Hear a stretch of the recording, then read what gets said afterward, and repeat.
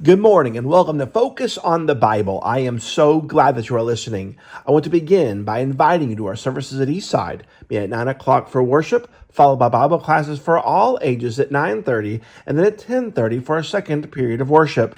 In addition, we meet at 6 on Wednesday evenings for Bible study. We'd love to have you come and visit with us soon. Today's Focus on the Bible is a lesson presented by my brother, Adam Andrews, who is the gospel preacher at the Thomasville Church of Christ in Thomasville, Alabama. His lesson, Roadblocks, from the Gospel of Luke. And now, Adam Andrews. For our lesson this month on dealing with roadblocks and setbacks and those kinds of things, we're going to look here in Luke chapter 8. Because there's a lot that we can gain from this. The first part of Luke chapter 8 deals here with the parable of the sower and Jesus explaining the parable of the sower. But very quickly, Jesus gives us 4 examples here. 4, not stories, not parables, but 4 actual events that take place. And every single one of these events that we have from verse 22 through the rest of chapter of 8, we find great examples of people who were hopeless and despair. And in the midst of that, then, Jesus demonstrates His power. Our Savior will demonstrate His power over the natural, the spiritual, the physical, and even the Hadean worlds in these 4 stories. It's a great testament to who Jesus is, but what I also want us to do is we look at these things to see that it's a great testimony, too, for you and I, to see people who faced setbacks, roadblocks, challenges, difficulties, some that came quickly and some that they had dealt with for 12 years, as in the case of the woman that we'll look at in just a moment. And so let's jump right into these 4 examples, 4 real stories, 4 things that really happened about hopelessness and despair. And the very first one we have is in Luke chapter 8 and 20 through 25, and it's an unlikely one. Right? We'll talk about the demon-possessed man. We'll talk about Jairus' daughter who dies. We'll talk about the woman who has this medical condition. But the reason that the first one stands out as being different is because Jesus is there when this happens. He's not away, but He is actually there. And so He has been teaching all day.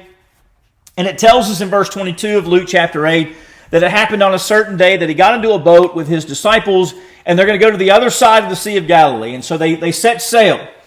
And we have this recorded in Mark's account and Matthew's account as well. But here in Luke's account it says that as they sailed, notice Jesus falls asleep. And while He is asleep, a windstorm came down on the lake, and they were filled with water and were in jeopardy. They were in danger. They become horrified is what they become. And it's interesting when you look at this. I think it's important to remember just how vast the Sea of Galilee is. Sometimes we think of it being a rather small body of water, maybe something the size of Mobile Bay. It's not like that at all. It's massive. And the interesting thing about it is because of the geography surrounding the Sea of Galilee and the high mountains that are there, because of its location below sea level, you have these strong winds that will come down. And it is a sea that is known from one moment, just everything looks fine. And very, very shortly, everything changes. The weather changes rapidly. And so these are fishermen, many of these apostles who are with Jesus.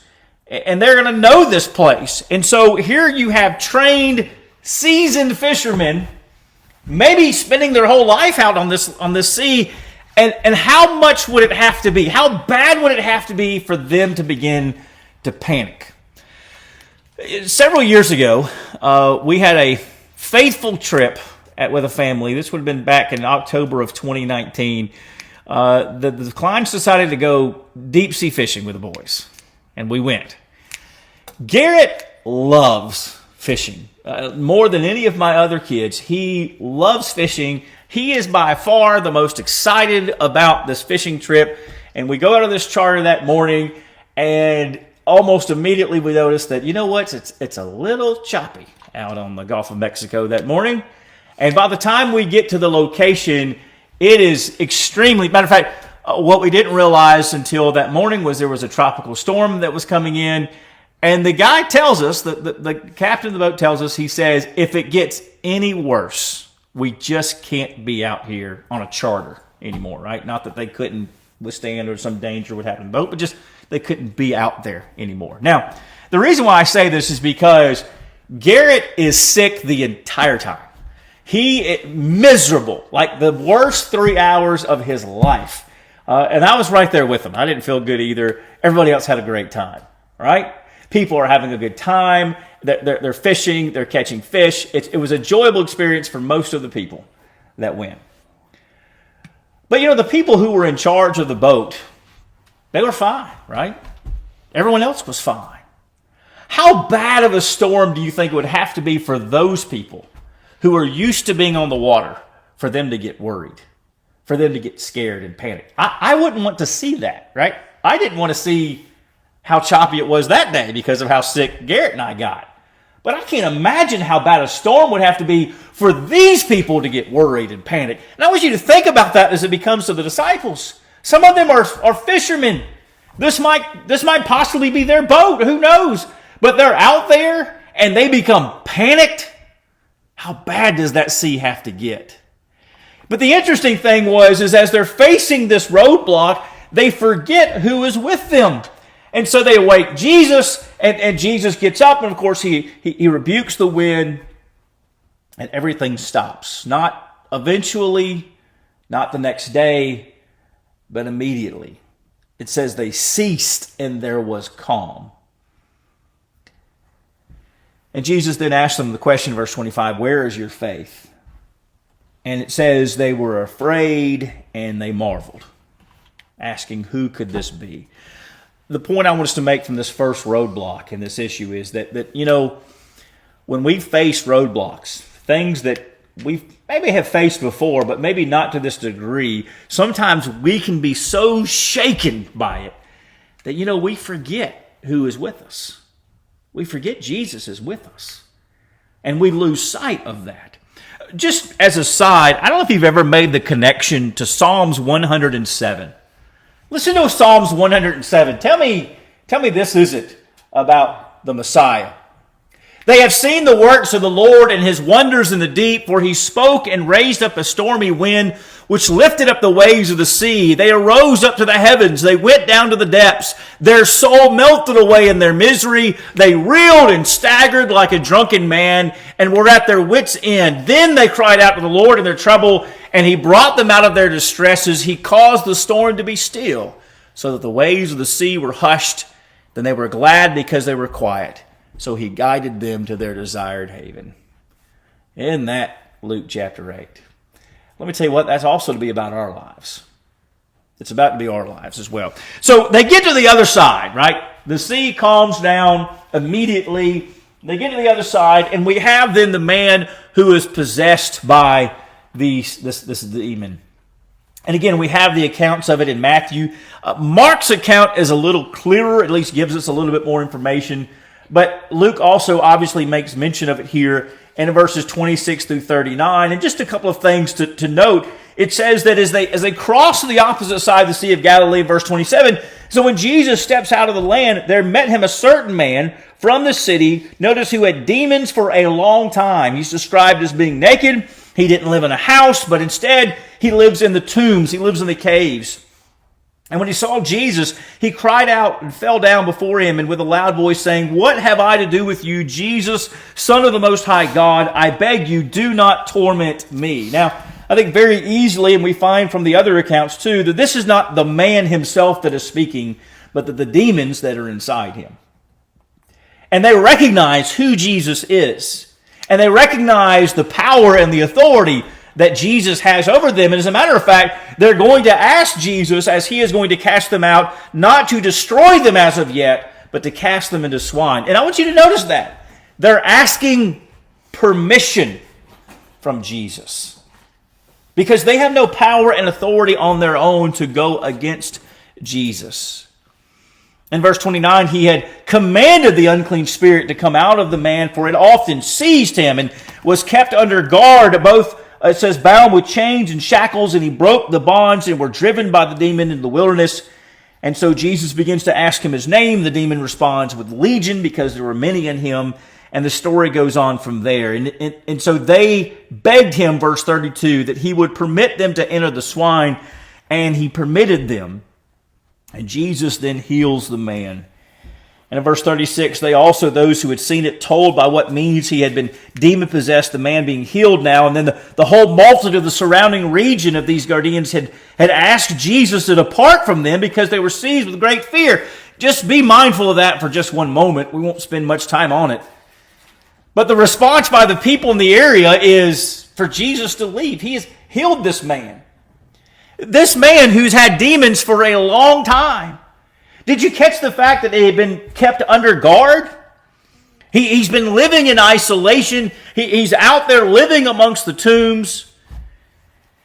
And yet he has supernatural power to break these chains. There is nothing that these people can do, and no attempts by this man to relieve himself of it. As a matter of fact, we find in Mark's account in chapter 5 and verse 5, it says this: always night and day he was in the mountains and the tombs crying out, and notice, cutting himself with stones. He had no relief from this. There was nothing man could do to help him either. They tried subduing him, putting him in chains. That didn't work. He would break them. And here he is cutting himself.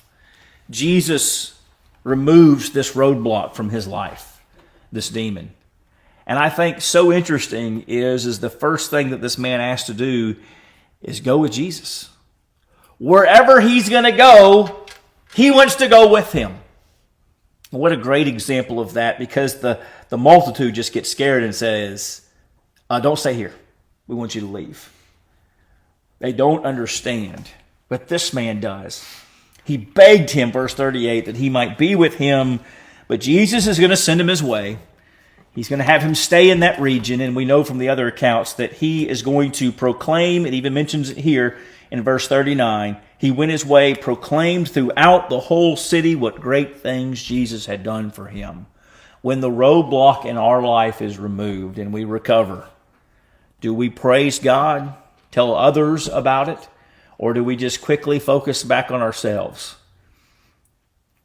May we, as we focus on our roadblocks, remember who is at the helm and remember our duty to praise him. And then the last story is kind of 2 in 1. And you're familiar with this. This is verses 40 through 56. So this is going to be the case of Jairus' daughter, a ruler of the synagogue, and also the woman who has this blood flow for 12 years. And as we kind of go through this, you're familiar again with the story and what happens. It says, so it was when Jesus returned that the multitude welcomed him, for they were all waiting for him. And behold, there was a certain man named Jairus who was a ruler of the synagogue, and he fell down at Jesus' feet and begged him to come to his house. And so I want you to picture this like I picture it. Jesus steps off the boat, right? He has been on the sea. He's calmed the storm. He's gone over to the other side of the Sea of Galilee. He heals the man who has this legion of demons in him, and he comes back. And I want to just make note of that in all 3 accounts it says that Jesus went over, he interacts with this man, and then he leaves and comes back. That's a pretty significant journey, right? Apparently a rather dangerous journey because of the weather that could come up. But the point that I want to make is that Jesus does this to heal one person. It was worth it to heal one person.